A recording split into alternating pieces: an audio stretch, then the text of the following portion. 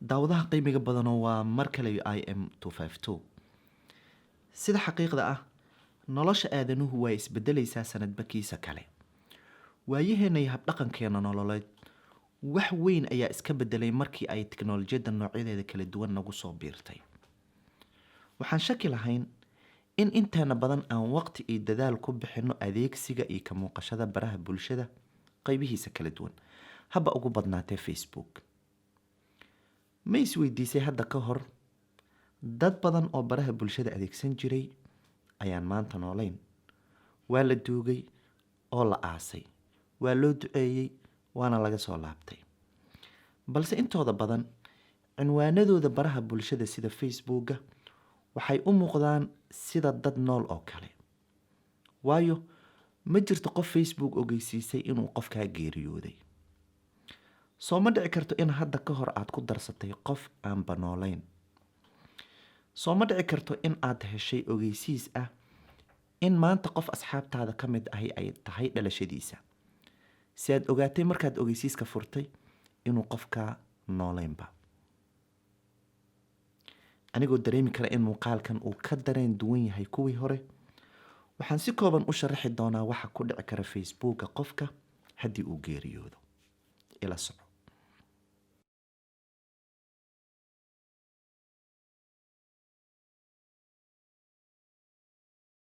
xaqiiqdii way wanaagsan tahay inaan kala garanno Facebookyada dadka nool iyo kuwa geeriyooday, balse waxay ku xiran tahay inuu qofku sii diyaariyo wax ku dhici lahaa Facebookiisa inta uu nool yahay.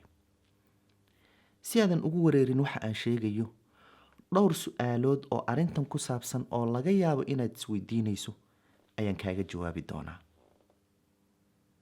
su-aasha koowaad: maxaan samayn karaa inta aan hadda noolahay?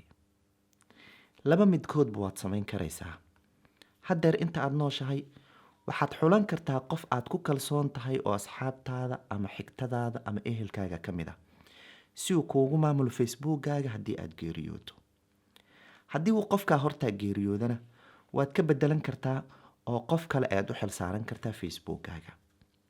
qodobka labaad: haddii aad rabin inaad qof u xil saarato, waad iska tiri karaysaa xogtaada iyo Facebookkaaga gebi ahaanba.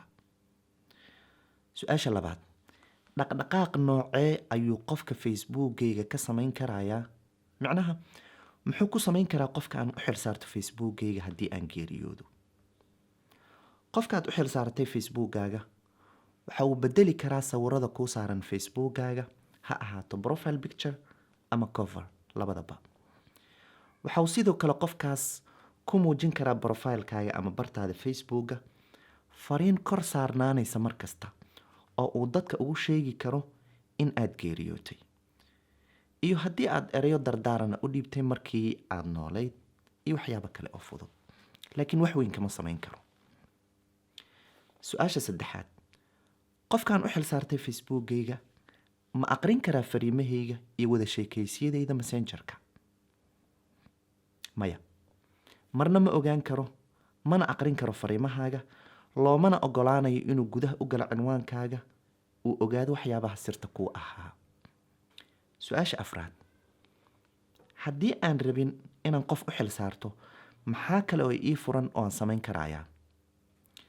haddii aad rabin inaad qof u xil saarto Facebookkaaga haddii aad geeriyooto, waxa kale oo kuu furan inaad guud ahaanba tirto Facebookkaaga iyo xogta ku jirta oo dhanba gebi ahaan. laakiin su-aasha ka dhalan karta ayaa ah, sidee bay shirkadda Facebook u ogaan kartaa inuu qofku geeriyooday? waana su-aasha shanaad ee aan rabo inaan kaaga jawaabo.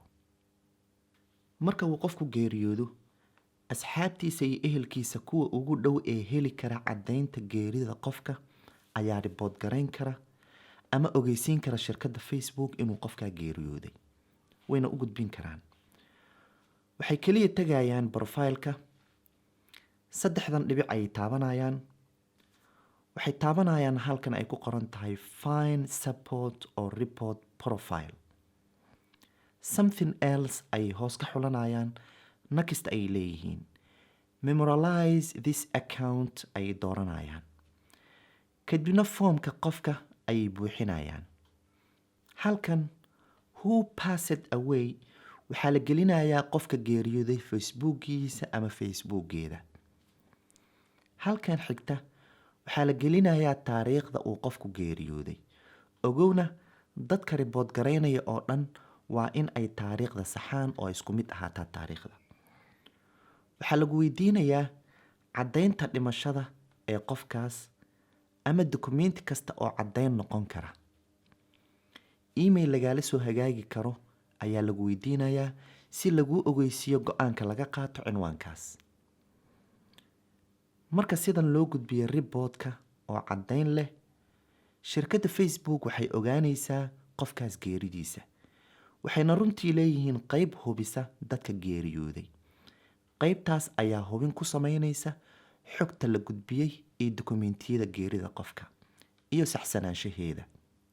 sidoo kale haddii aad qof u wakiilatay, isaga ayaa caddaymaha iyo dukumentiyada geerida gudbin kara oo hubinta ay qayb ka noqonaysaa.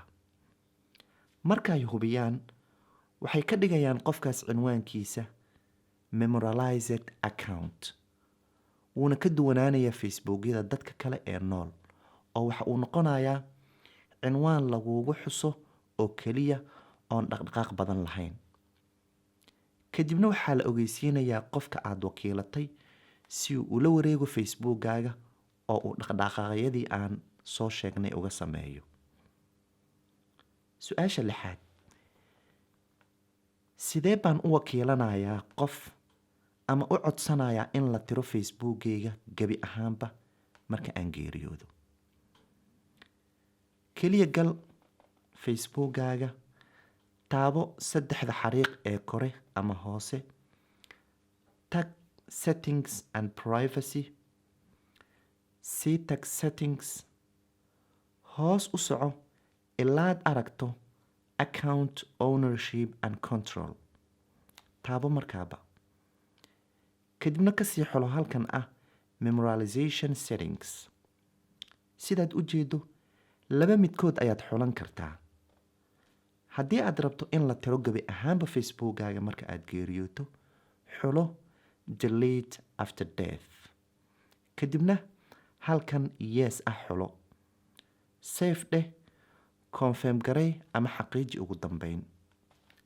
marka facebookga loo gudbiyo ama la ogeysiiyo geeridaada, waxaa gebi ahaanba la tiri doonaa facebookkaaga maadaama aad markii hore dooratay.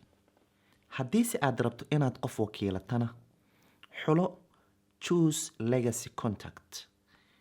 next taabo, qofkaas facebookgiisa geli oo xulo qofka. waxaad qofkaas u diri kartaa ogeysiin ama fariin ah in aad ka dhigatay wakiilka facebookkaaga haddii ay wax ku gaaraan ama aad geeriyooto. fariinta aad doonto ayaadna u diri kartaa. haddii aad doonto, dardaaran ayaad halkan ugu qori kartaa, balse kuma qasbanid fariinta oo aad iska dayn karaysaa. haddii aad doonto, waxaad u ogolaan kartaa qofka kale in uu degsan karo xogtaada, sida profilekaaga, waxyaabaha aad soo dhigtay facebookga intii aad noolayd iyo wixii lamida. laakiin marna kuma jiraan fariimahaaga messengerka. si aad qof ugu ogolaato in uu degsado xogtaada marka aad geeriyooto kadib, taabo data archive permission. yes allaaw xulo, laakiin kuulama talin lahayn aniga.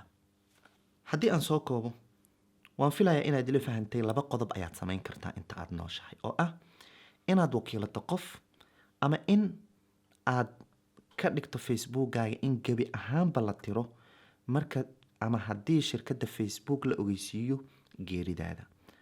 markay ogaadaan oo ay xaqiijiyaan geeridaada, 2 qodob midkood ayay sameynayaan, oo ah in la ogeysiiyo qofka aad wakiilatay ama in la tiro gebi ahaanba facebookkaaga.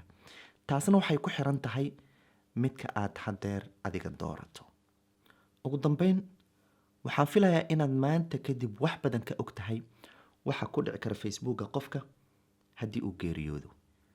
fadlan la wadaag muuqaalkan asxaabtaada si ay u ogaadaan xogtan muhiimka ah. inta laga gaarayo muuqaalka xiga ee idankii, nabadgelyo.